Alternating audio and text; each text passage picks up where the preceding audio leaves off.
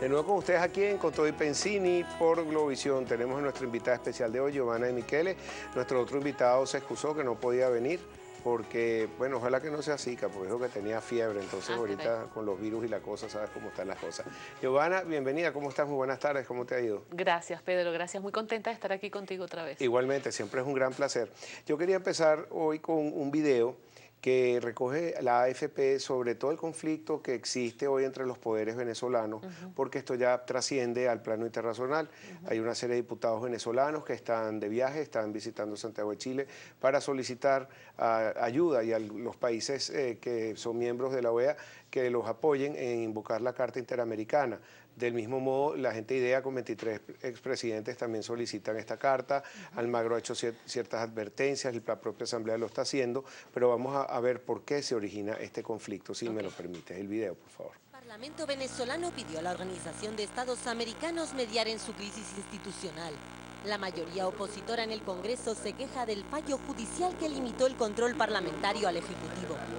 Señalan que se ha producido una alteración del orden constitucional que afecta gravemente a la democracia. La sentencia frenó los intentos de la oposición para reformar la Corte. El choque de poderes se registra desde hace 2 meses, cuando la oposición asumió el control de la Asamblea Nacional tras las elecciones legislativas. Okay, yo quería que comenzáramos, por favor, Giovanna, que decirle a la gente de qué se trata la Carta Interamericana, porque se ha nombrado y se nombra, tiene sus ventajas, tiene sus desventajas, todo eso lo vamos a discutir, pero vamos a empezar por aclarar a la gente qué significa eso de la imposición de una Carta Interamericana Democrática a Venezuela. Sí. Bueno, fíjate, la Carta Democrática Interamericana nació exactamente un día, digamos, lamentable para la historia mundial, que fue el 11 de septiembre del año 2001. Sin embargo, fue un día sumamente interesante para el continente americano. El continente americano es el primero en dar el paso de tener una Carta Democrática Interamericana que no es un tratado, no es un acuerdo internacional, es una resolución de la Organización de Estados Americanos que viene a ser parte de todos los instrumentos de la Organización de Estados Americanos, ¿ok? Y la Carta Democrática Interamericana tiene como objetivo, como propósito, garantizar el buen funcionamiento de la democracia en todo el continente, la salud democrática. Pero hay algo que vale la pena decir, Pedro, y es que la Carta Democrática Interamericana nace básicamente para proteger a los gobiernos de acciones que pudieran atentar contra la estabilidad del ejercicio de sus funciones, ¿ok? Y esto es importante decirlo.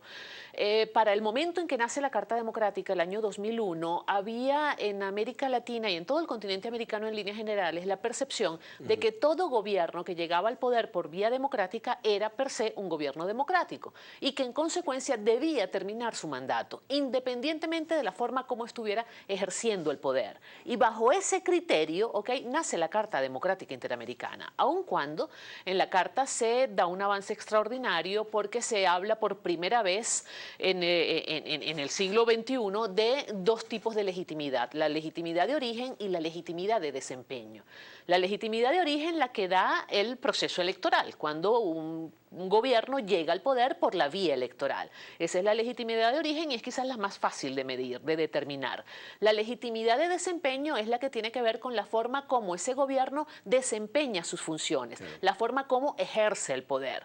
Entonces dice la Carta que unos baremos, por decirlo de alguna manera, para medir la legitimidad de desempeño son, por ejemplo, el respeto a los derechos humanos, la división y la independencia de poderes, no se queda únicamente en el concepto de la división de poderes, esto es bien importante, si quieres lo profundizamos un poquito más. Claro. Habla de la alternabilidad en el poder, habla de las elecciones transparentes, habla de la no persecución política, habla de la multiplicidad de partidos políticos, la existencia, la pluralidad de los partidos políticos, habla de la igualdad de oportunidades, habla de una serie de elementos que ya los venezolanos prácticamente conocemos todos. Pero también señala esa Carta Democrática Interamericana que para que ella se pueda invocar hay que cumplir algunas etapas.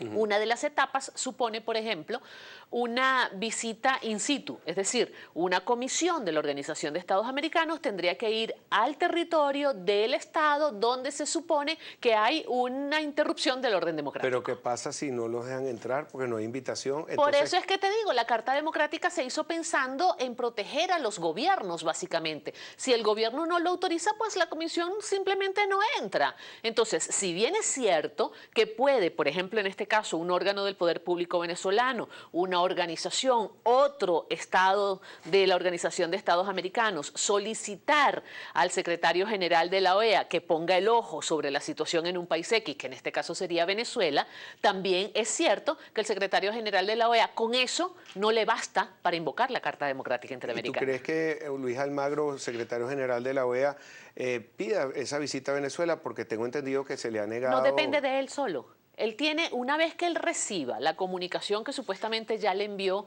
la directiva de la Asamblea Nacional, una vez que él reciba esa comunicación, ¿qué es lo que él hace? Él convoca un consejo de ministros, ¿ok?, de Relaciones Exteriores de todo el continente americano. Allí se analiza la situación y si ellos consideran que hay elementos suficientes para pensar que hay una ruptura del orden democrático en Venezuela, de allí pudiera salir la iniciativa de una comisión que venga a Venezuela. Se conforma una comisión, pero, insisto, hay que pedirle permiso al gobierno venezolano para que esa comisión pueda venir. Pero también uno de los requisitos para aplicar esta Carta Interamericana es que tenga 2/3 de los votos de los países miembros, que son 137. En Asamblea General.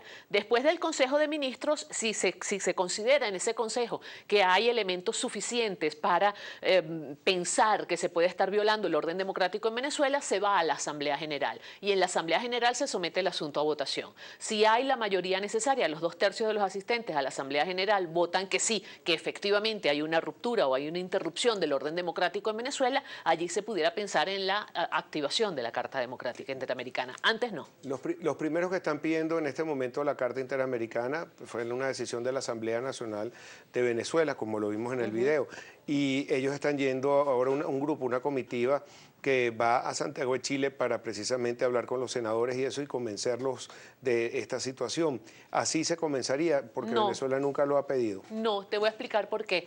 Porque no son los senadores de Chile, no son los senadores de Brasil, no son los senadores de Argentina los que tendrían que pedirlo. Tendría que ser el Estado chileno, el Estado brasileño o el Estado argentino quien haga la solicitud ante la Secretaría General de la OEA, no los senadores de esos países. ¿Ves la diferencia?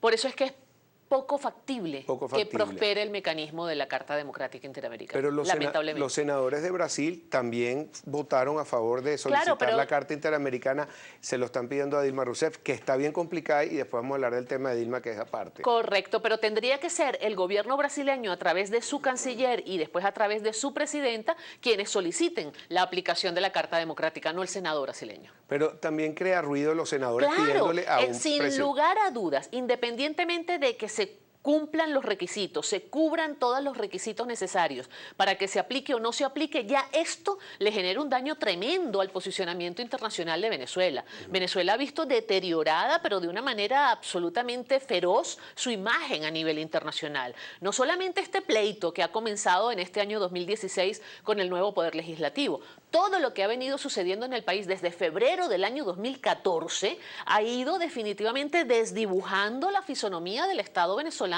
como un Estado democrático. Nos ha colocado ya como un Estado fallido y está a punto de colocarnos ya en lo que pudiera ser la fisonomía de un Estado forajido, que son dos cosas diferentes, el Estado fallido y el forajido, ¿ok? Y hacia allá parece que estamos transitando. Claro, fíjate que hoy también apareció la noticia 27 expresidentes y exjefes de gobierno, miembros de la Iniciativa Democrática de España y las Américas, que por sus siglas IDEA, están contemplando y pedirle a la OEA activar la Carta Interamericana, pero es simplemente como un voto a la bandera porque lo que tú me estás diciendo no tiene ningún tipo de relevancia. Así es. Ellos no tienen, digamos, la facultad para que se vote dentro de la Asamblea General a favor de la aplicación de la Carta. Sin embargo, como te digo, hay elementos suficientes para pensar que Venezuela está viviendo quizás su peor momento en lo que va de este siglo XXI en cuanto a su posicionamiento internacional. Y esto se empeora y se complica todavía más con lo que acaba de decir Barack Obama, con el tema de la orden ejecutiva. A eso vamos. Pero vamos a terminar el tema de la Carta Interamericana, porque también esta carta tiene ventajas y desventajas. Pero yo lo que veo, que me deduzco de la carta, es que simplemente como un castigo moral. Más allá de eso es un poco difícil, a lo mejor, bueno, empiezan a ver a Venezuela de una manera, como dices tú, quizás un estado forajido para hacer negocios y eso, pero también trae sus desventajas, porque si un gobierno, no estoy hablando del venezolano, si un gobierno está cuestionado porque no sigue las líneas democráticas, le importa nada pertenecer a la OEA porque más bien tiene como rienda libre si le aplican la carta porque pueden hacer lo que les da la gana. Eso no es del todo cierto, ¿ok?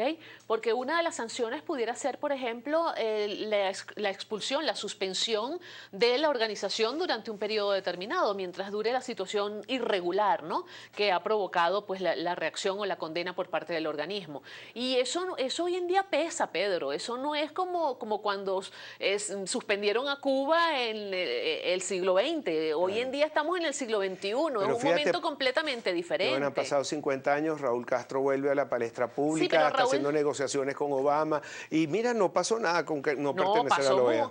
Pregúntale a los cubanos si pasó bueno, o no pasó. A ellos, al pueblo. Al pueblo. Pero fíjate que aquí también lo que se quiere es que uno de lo que está reclamando la Asamblea Nacional y es su mandato para ir a Chile es que dicen, mira, la situación de las medicinas, sí, de salud, de alimentos que está sufriendo el pueblo. Por eso es que ellos están invocando también esta carta. Así es. Entonces, es un ejercicio nulo.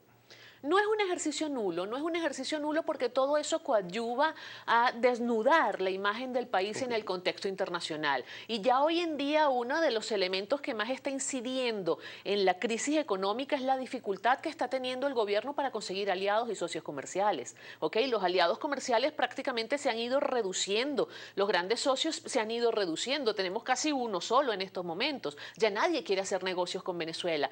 Hubo una delegación que recientemente estuvo en Brasil y fue sumamente interesante ver cómo ellos mismos narran la preocupación que hay en el Estado brasileño en diversos niveles acerca de una eventual salida del presidente Nicolás Maduro, un cambio en el gobierno. Y yo decía, cuidado, porque a lo mejor la preocupación ni siquiera tiene que ver con el afecto, el aprecio por Nicolás Maduro. A lo mejor la preocupación tiene que ver con el futuro de sus inversiones y las deudas que todavía Venezuela tiene con todos esos países. Venezuela le debe a Brasil, Venezuela le debe a Panamá, Venezuela le debe un realero a China, Venezuela le debe a muchos países de la región y esa perturbación y esa inestabilidad política y ese mal posicionamiento internacional pues termina de afectar también el ámbito económico y financiero. Giovanna, tenemos que ir a una pausa comercial. Al regreso quería conversar contigo sobre esta extensión de un año más del decreto Obama, la reacción de Venezuela, los 3 años de la muerte de Hugo Chávez y las visitas internacionales y bueno, los temas de Brasil, Evo, Argentina, todo lo que nos rodea. Tenemos bastante tela que cortar, así.